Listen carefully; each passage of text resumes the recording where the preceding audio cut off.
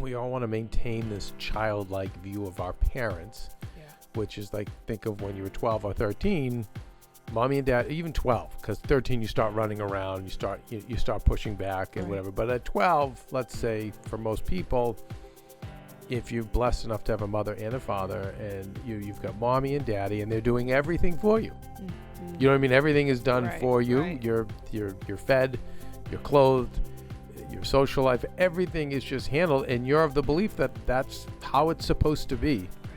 I think the problem is a lot of children grow up and keep that view. They keep that childlike view of the parent, and rather than saying, now I'm an adult, and this parent now is becoming more like the child, and now they helped bring me into the world and did what they could for me, and now it is my responsibility to do this for them. Hey, Better Together with Maria Menounos fans. It's not Maria Menounos. It's Mr. Maria Menounos, bringing you a special episode, guest-free. Wow. Kelsey Meyer. I keep noticing every time I reach in to pet Winnie, it goes into your shot. So people are just seeing my little hand. Well, and it helps keep the hair out of Winnie's face so everyone can see her. Yeah, I think we're gonna take a little detour.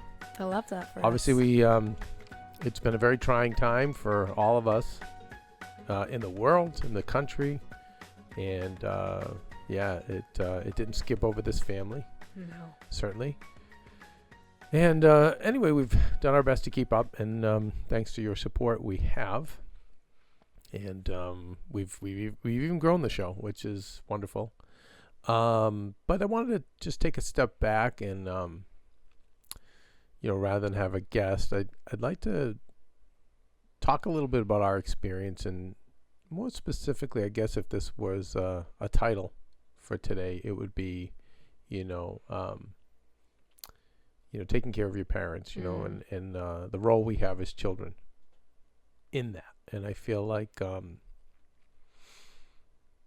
I think it's lost, and I don't think it's just lost on this generation. I think it's lost on a lot of generations. I've seen a lot of parents and parents of even the boomer generation, where those parents just gave everything, the World War II generation. And, boomer parents, well, why, the kids were like, well, I'm in Florida during that time. I'm not going to, and I don't, just never really sat right with me. And, for all my foibles in life, and there have been many, at least at 23, I had the wherewithal to say, hey, this is not right. My dad was sick, and I'm like, and I knew it was terminal, and I was like, no, I will give him help. My mom, give him safe passage, and I have no regrets. And I think if you're in that situation, and you have someone in your life who is a parent, who is very sick, you will not regret it either. And I know we have Pooja out there as well. So Pooja, it's interesting because you're Gen Z, but you think you live with your 90-something-year-old grandmother.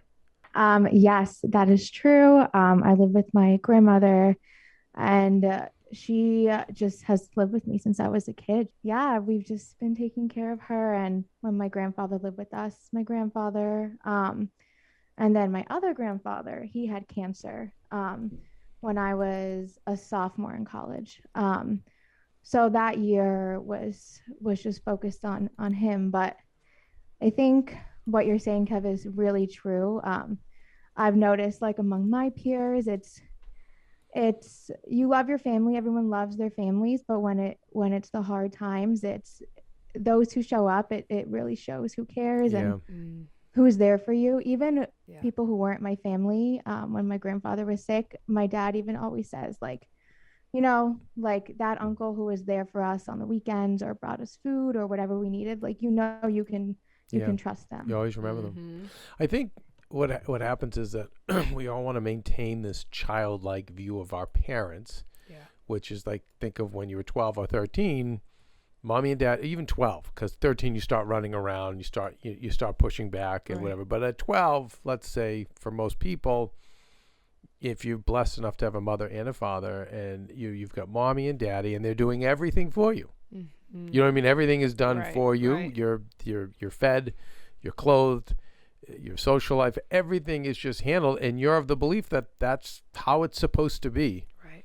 I think the problem is a lot of children grow up and keep that view. They keep that childlike view of the parent, and rather than saying, now I'm an adult, and this parent now is becoming more like the child, and now they helped bring me into the world and did what they could for me, and now it is my responsibility to do this for them. And I think that's where I see a lot of kids are still in their 30s, 40s, 50s, are still like mommy and daddy. Like, no, like, you know, they're not, it's not, you're not 12 anymore.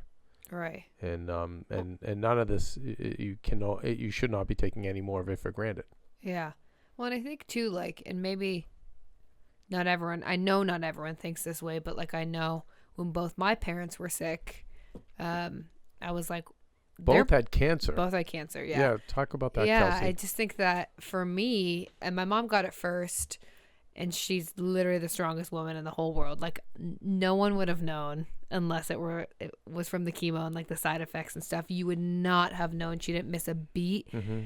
And I think that for my sister and I mean, we went to every appointment with her. Like, it was during the summertime, I remember. So we would go to Evergreen, shout out, in Washington, and every weekend we were there, whether she was getting her radiation or her chemo. But it was weird because, like, you see your parents as superheroes, right? So like, I didn't see my mom get really sick, and then when she got it the second time and it was worse, and that was, so the first time she only had to get radiation, the second time she got a double mastectomy and she got chemo and she got radiation and the whole shebang. I think it was the second time that I was like, oh shit. Like, mom still is a superhero, but superheroes can also get hurt and get taken down. And then my dad got really sick, and he had to get his like whole throat cut open. And I remember going to see him in the hospital, and he literally was, we joke, he looked like Frankenstein, you guys. Like, he had a scar from like ear to ear. Damn. But still, like, I still think about it, and I'm still just like, they still went through it with such grace. Like, I don't ever remember really low moments. I will say, in defense of the kids that still have the 12-year-old view of the parent, in defense of them, most of the parents I see in that are still doing everything for the kids as if the kid was 12. Oh, yeah. So the kid didn't really have a chance. And I will say, like, in this house, you know, Costa and Lisa, like, I would say to Maria, like, when people would joke, like, you know, like, oh, sap, you live with your in-laws. I'm like, it's amazing. You don't know my in-laws. Yeah. And I would joke, I'd said, when they would stay with us 6 months a year, every day was soccer practice and every other day was junior prom, meaning we were just two 16-year-olds in that house. Amazing. Laundry, cooking, dogs, this, that. Like, it was a joke. Yeah. Like, I didn't worry about anything other than go make money, and that's it. And, like, have fun. Right. It was like, we would do, but because I grew up harder, I lost my dad younger. My mother was a very independent feminist, you know, which I'm grateful for, because I learned how to cook and clean and do all that stuff for myself. So I had nothing but appreciation. So I was always like, how do I compensate you guys for this? Because you guys are just, you walk on water to me. But there were times with Maria that I'd have to say, honey, like, this isn't how it is. This is, and by the way, I feel like Pooja, you have you guys are very cultural. You're very ethnic, right? What is your background? Yeah, my family's from India. So I feel like India, Greek, and maybe because even they're further eastern, but I see a lot of the cultures have so many similarities, right? And I see with the Italian culture too. But one of the things I see is with those cultures is that the parents and the grandparents so over deliver. Oh yeah. Especially the immigrants who come over here, they just so over deliver for the children. And I see in the Greek culture too, I see the Greek parents who then become grandparents. They're not really grandparents. They're parents again to the grandparents and the kids. I've never seen, so I see with a lot of the immigrant cultures, bless them, they give so much to the children, but then it can have monstrous results when you don't get a child who appreciates. And so I will say, thank goodness with Maria, she loved them. She just wanted to be around them. And I think because Maria was the only English speaking one as a kid, which is a lot on Maria. But from the age of 3 on, she kind of was the little like one running the house. So that's with so much and that's why like sometimes with Maria, she's like, Kevin, please, no more. Like I just want to run away, because she's been in charge of everything for so long. Yeah. And but I so a lot of the responsibilities even on the parents to start backing away and going, hey, you got to start standing on your own 2 feet, or hey, I'm getting old, I'm not always going to be there, I'm not always going to be able to write the check, I'm not always going to be able to go move you in or fix your basement, whatever it is. Like I just no, but I agree with that, Kevin. I think that's kind of what I was saying like earlier. My sister and I were both pretty young. I mean, high school for the second time my parents got it, but it was young. like that's super young. They didn't let us really.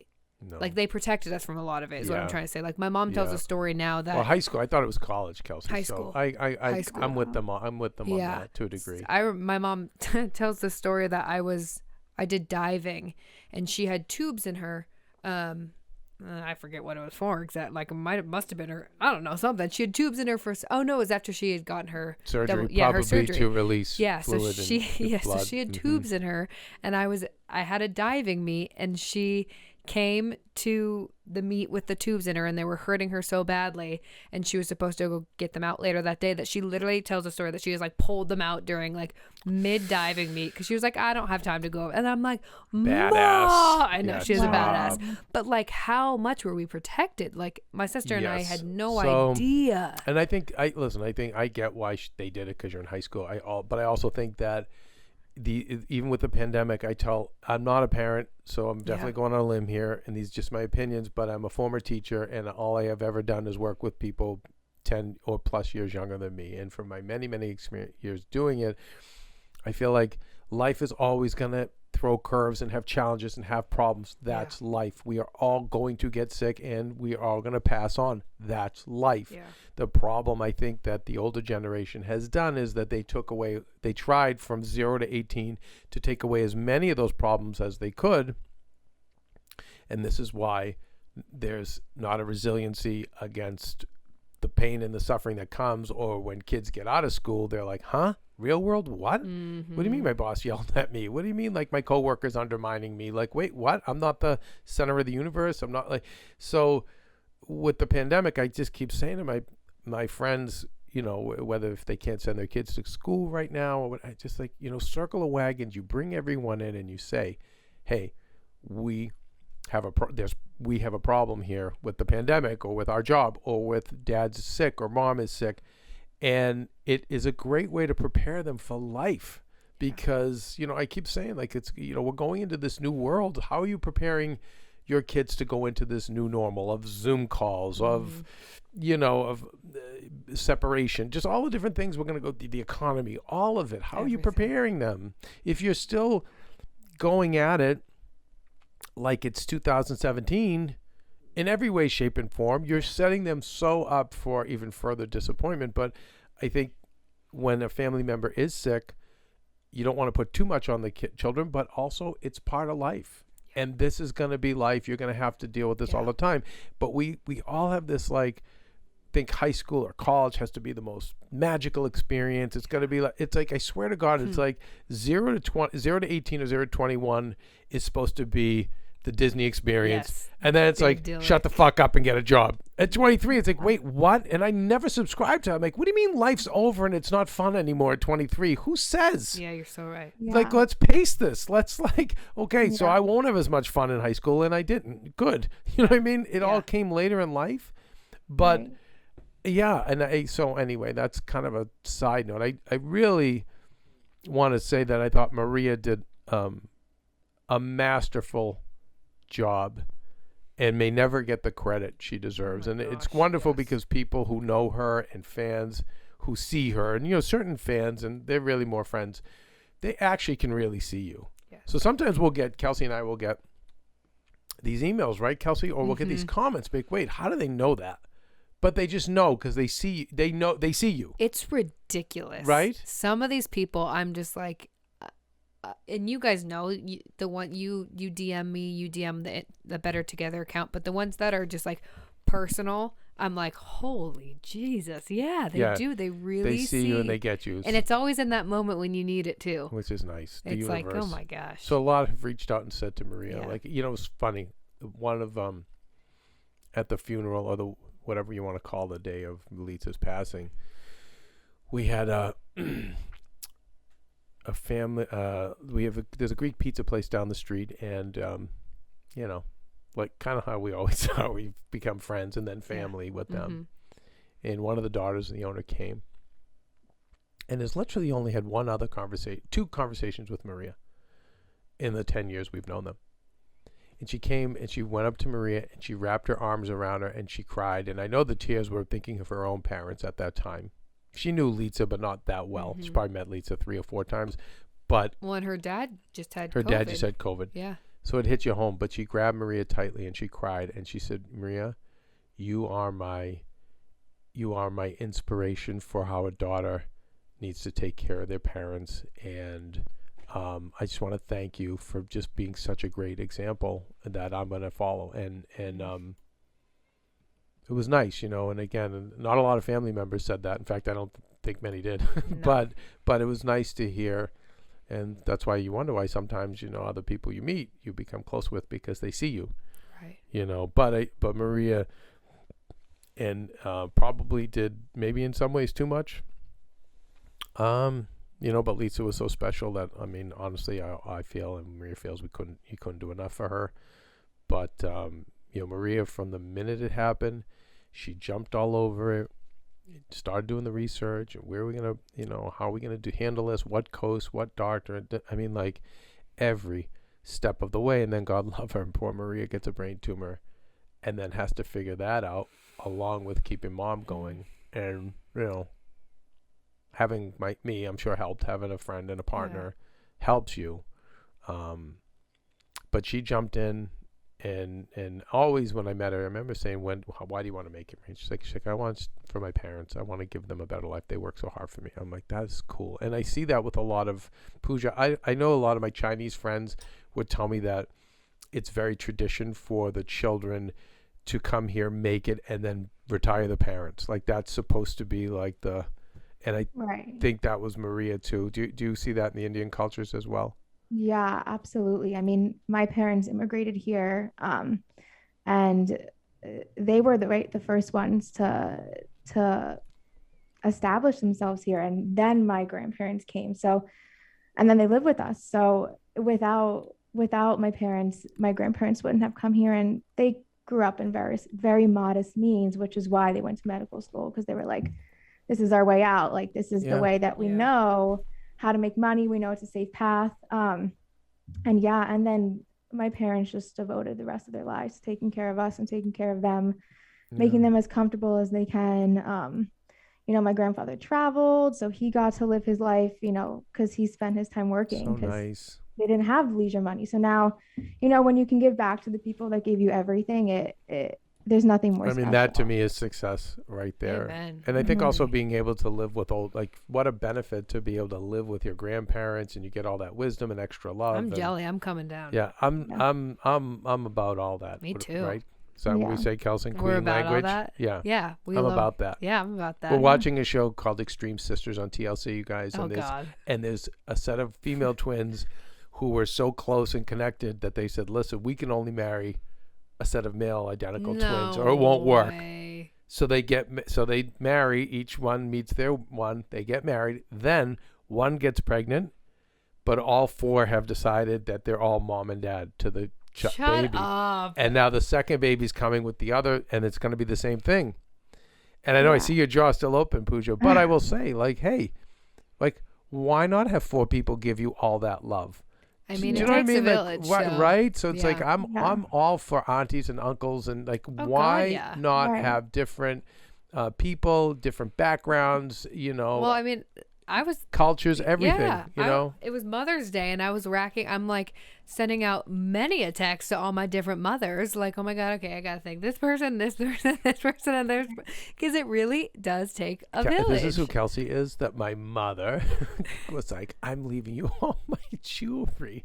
She's like, you gotta come pick some up. My grandkids don't want any of it. You got, like, I'm like, Oh my Kathy, God. I was so thrilled to meet Kathy. One meeting with Kelsey. Well, shit, we were going up Pooja. We both have all of our jewelry. And so Kathy was showing me hers and was like, if you ever want to come look at it, none of my grandchildren want it. And I was like, I will be there, Kathy. But no, but I really do think, it takes a village. That's a little strange sister thing happening. Well, you know what? I remember someone telling me before when I was my younger, lesser self, and I would see like, there was a movie about two guys and they were dating this one girl and the girl got pregnant and she didn't know who the father was, nor did they care. It was like, we're a threesome and let's raise the kid together. And I remember being like all my young, stupid, judgmental self. And a friend of mine said, well, I think we need to be open to new family systems because the one we have hasn't always really worked out. Oh my gosh. In today's day and age, and I'm like, you are so right about that. Yeah. But I do think that, there's just a responsibility. Now, I know a lot of parents won't cooperate either. I think there's a lot of parents who I know I have a lot of younger friends who I'm really proud of, a lot of millennial friends who have stepped up and said, why are you going out? Why are you not wearing a mask? Oh, to our parents? Are you kidding me? And the parents are like, shut up. Yes. And that's not right either. They're like, I really admire the kids that are doing that. Yeah. And, a parent also has to allow. But I do think that, I think it starts in your early 20s where you got to start seeing them differently. They're not going to be there forever. And whatever you can do to give back to them, I told again, I'm not talking about an abusive parent or someone you have to get away from. No. I'm just saying your average parent that did what, did their best for you. I think that there is a responsibility you have. And whether it is, going like you went to those appointments with your mother, it's so important Maria went to every appointment, every single one. And if it wasn't Maria, it was me. And then if it was me, then Maria was on Zoom. Mm-hmm. But that's so important. By the way, side note, for any friend you have, if it's a major doctor's appointment, try to go with your friend. Support them, yeah. You have to have a friend there only because you get 10 minutes with these doctors. If you're lucky, maybe 15. And how many times you leave and you're in the car and go, oh, why didn't I ask him this? Why didn't I ask him that? That's why it's always important to have an advocate with you who can, have the notebook open and do follow-up questions and ask and whatever. And so with a parent, we always made sure, with my dad and then certainly with, with Maria's mom and dad. And listen, I will say that thank God Lisa and my father were cooperative. I don't see my mother being so cooperative. She's fiercely independent. So I just have to manage that and she does. I said, Mom, do you know I'm here? And I would jump on a plane. And she's like, I do know that. Yeah. And she's like, Kevin, in the back of my head, I know I'm always safe with you. I would always have a place to stay. And you would always, I said, okay, as long as you know that. But she's never, I don't see her ever allowing that. See, I think she would. I think that she puts on, I think she would. Mother likes control. Yeah. But that's okay. As long as if she can handle it, which she can, great. When she can't, I will get involved. Yeah. So, but I think that what Maria did was it was masterful. And, what was supposed to be 3 months became 5 years. And in those 5 years, there was 2 weddings, a trip to Greece, a trip across country. Yeah.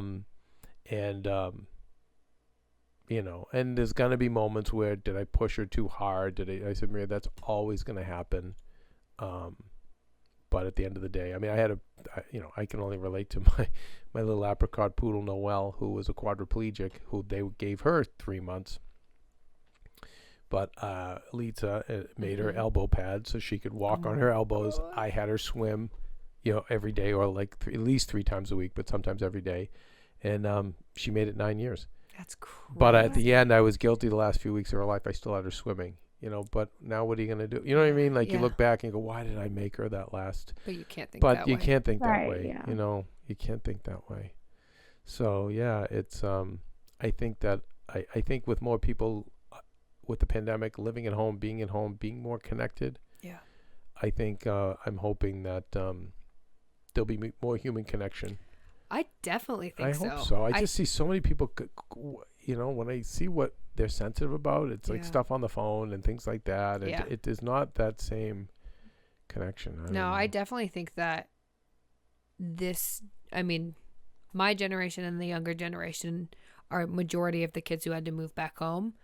And I think that people are having connections with their parents that they never had before. Yeah. I mean, Yeah. Pooja, I don't know if you see that, but like, I feel like I definitely have seen that.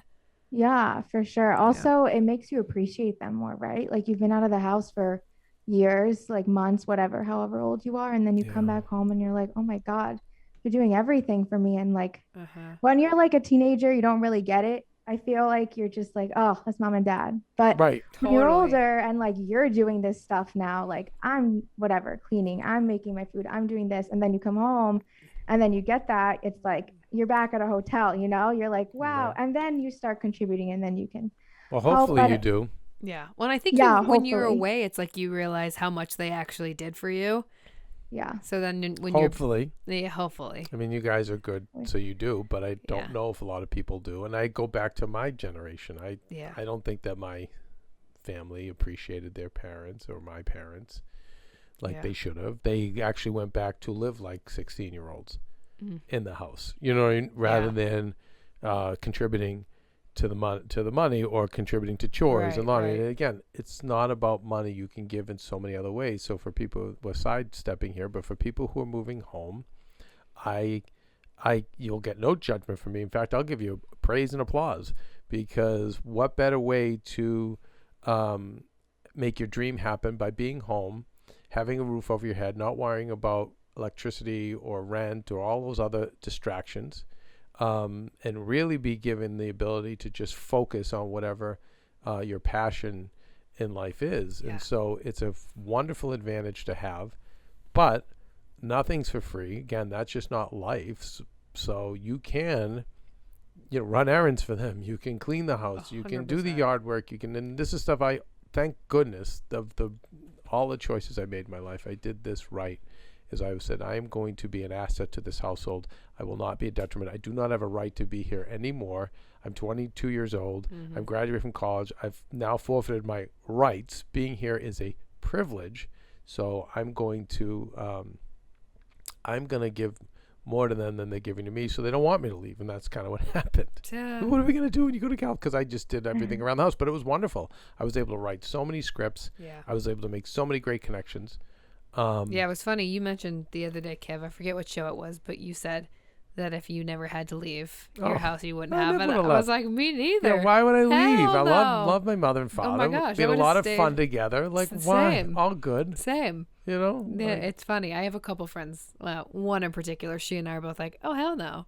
We'll stay with Deb and Susan forever. Yeah. And Doug. Love Doug too. And you, again, if you're an asset to the house, because I've seen parents be like, Yes. just get them out Get of here. out. Yeah. I've had parents even complain to me like, I at this age I was out. I owned a house. Like, I can't believe I'm still stuck with these kids. But then they're being a burden. Right. No, so when you're an asset. An asset, which is you stay in your room, you're quiet. Like when they need, you just try to stay out of the way. Cook once in a while. Cook a lot of the while, run errands. Yes. Like again, I used to say to my mother, and she loved it. She'd have a list in the morning.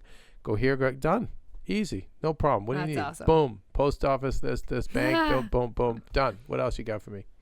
Yeah. But yeah, I think I hope with the pandemic, it's created a deeper connection, and I think I want to say for the younger generation, what Maria did was like I think textbook for Oh my gosh, yeah. what we should all do for our great mothers and fathers who need us, and remember, like, Pooja, it's different for you because your parents are doctors, but for the rest of us, most of us are better educated than our mothers and fathers.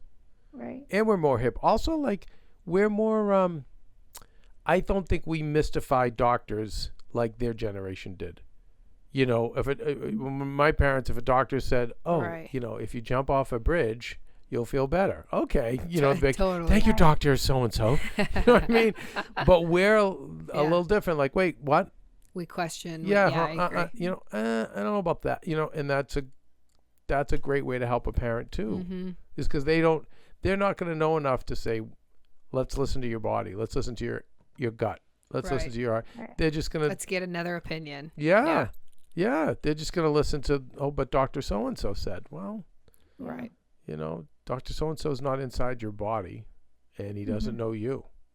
Mm-hmm. You know, he or she knows as much as they can, and we will gather that data and take it under advisement. Yeah. Then we'll make our decision. Well, and that was one of the really cool things I think with Maria was she and her mom were and are so connected that she would oftentimes like listen to her own gut when making decisions, right? It was like, okay. Well, Maria would know better because Maria would say, my mother's Exactly. cognitively impaired, but I know better. Exactly. I'm with her every minute. Exactly. I know my mother better. Mm-hmm. And that's- I would say 100% of the time, Maria was right. Oh, yeah. Oh, yeah. You know, she was right 100% of the time. Yep. And along with, you know, getting them the best care and staying with them, you know, protecting them. Yeah.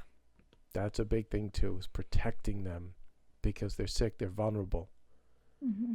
So it was great that even Maria managed that. She's like, you know, at some point she said, enough.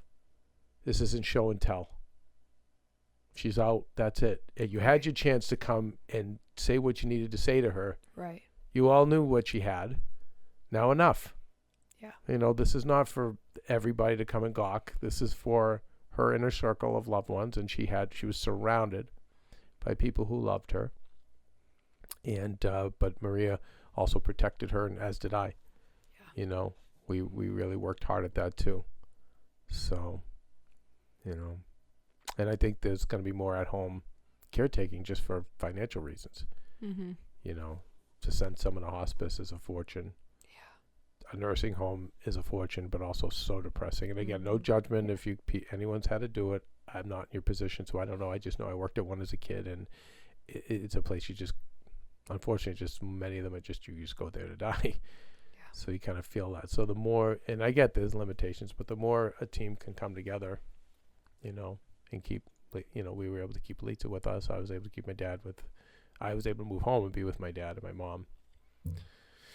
But yeah, these are all, I know, the things that we're all going to have to deal with in life. So again, it's like when we did the funeral episode on RGF, and, you know, these are things that no one wants to talk about, but, you know, in the normal course of life, we are going to bury our parents. It's not normal if they bury us.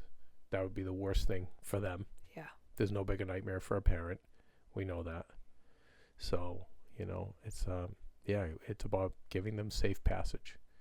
So, and I think the thing is also, like, I guess, why wait for that moment to happen, and be grateful and appreciate them more now.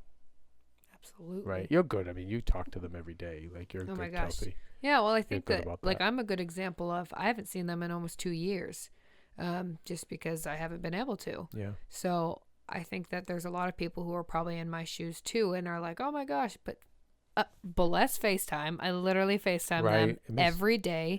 And thank God I feel like I've seen them. And of course I'm going to see them sooner than later, but it's like, use the things that we have now, the technologies we have now to your advantage. Use the Zooms, use the FaceTimes, use it, like, just stay connected, you know? It's like, I feel like I don't miss a beat because. No, you don't. Because I'm with them. Right. So I think that a lot of people are home right now, but also a lot aren't. And for those who aren't, I know it's hard and I get it. But like I said, use what we have to your advantage. LA traffic time, Pooja, if you move to LA, is the best. Oh, that's what my mother every morning, where are you going? Yeah. Like, I'm on the way to blah, blah, blah. Yeah. I that's always. What my cousin says too. Yeah. She lives in LA, and that's when she calls her mom. Yeah. Even though her mom's in Orange County, even if she's not seeing her, she still calls her every day too. And me and my siblings do that too. Because your parents, like, you got to show them some love, you know, like now, especially if they're empty nesters, like they're going to miss you even more. Like they were used to taking care of you. So I know like it's 10 minutes out of your day, even if it's little. I talk to my mom for like too long. It's like an hour and a half, but like, even if it's 10 minutes, like just show them you're thinking about them. And Hannah Stocking said the same thing on her episode, and I loved that piece of it. Yeah. What did she say? She said something amazing. Like, she's just like, love your parents, everybody. Love your parents. It was like a great quote. Yeah. It's like, but well, I think Kev, we were talking about this the other day, that it's like your parents too are the most people's parents are like some of the most understanding people. Like, if I have 2 seconds, my mom knows if I like have to hang up on her because I have to run and go do something, she's not gonna get mad at me, right? I had a friend calling me and I was like, oh my God, I literally cannot take this call. But if it was my mom, I'd be like, yeah, for sure. Because then if Kevin had to pull me, I'd be like, bye mom, whatever, hang up. So it's like when you have those 2 seconds, call your parents. Yeah, it's nice. Call your parents. They'll understand if you have to hang up on them. It just makes a difference. Yeah. And those 2 seconds will make their day. Like they'll be just happy with, that you called and you thought of them. Well, you both have yours. So so let me tell you, when you lose them, there's no one in your, like, a healthy parent. I'm not saying one that's not healthy, but a healthy parent. I mean, mentally unhealthy, but a healthy parent. No one in the world is going to love you unconditionally and support you like a good parent will. Nobody. So when you lose that, and I remember, for me, it's been so long that it's kind of, I don't regret it as much. I don't lament as much. I still think about my dad. I've figured out almost every 2 hours of every day. This is like 30 years later. But the first, say, 10 years, it was like I had no one to go to for advice, no one to share things with. A lot of times in Hollywood, it's hard. Like, you want to, like, say, oh my God, I nailed it. I sold this project, and people are jealous, so you can't. But you can share that with a parent. Parent's going to go high five. Oh my God, this is great. I was lucky I had Lisa and Costa, and I was lucky that Costa really stepped in. And especially the last 10 years just became, thank God, the dad where I could bring him, like, I could ask him for advice or I could vent to him. Yeah. And he was wonderful. But it's never like, but he's a parent. But I think the reason you guys just appreciate them while you have them is because you'll never have that love again. No husband or wife or partner is, they're going to love you in the most amazing way, but not like a parent. And so it really hurts when you lose it. But on a positive note, I still believe that we're only here for a very brief time and we'll all be together again soon. And there was do you remember what that one priest we liked at? Oh my God. Lisa had 3 priests at her eulogy, and the one guy at the end, phenomenal. He really leaned forward and had this big bright look on his face. And what it was more about. Well, he talked about how instead of thinking of it as a passing, it's like or as a death, it's more passing to the next world. Like almost like a rebirth to the next. Yes. And like we've had Justin people on Baldoni. our show, talked about, it's your promotion, so that's really what he talked about, and he really leaned into the fact too that she passed on Greek Easter, so he was like, let's celebrate that. Yes. Oh my God, like that's incredible. Well, one of the priests said all 3 priests had never experienced that, and one priest, he's been a priest for 48 years, and he was like, I've almost been waiting for this moment, because that's how special that person must be to die on Easter, to pass on Easter. But that last guy, he was just all about, this is a celebration. Let's congratulate, let's be excited. And for her body is gone, but her soul, her body is gone, but her soul is still with us and still lives, always with you, and always with you, and will be reconnected again. So it was just nice. He was awesome. Just a nice way to look at it. So anyway, you guys, thanks for your patience on this one. It's just kind of something that was important, and Maria actually mentioned it to me. She was saying, Kevin, it's really important people know, how vital it is to be there for parents and loved ones too that are sick. I know Maria's godparents.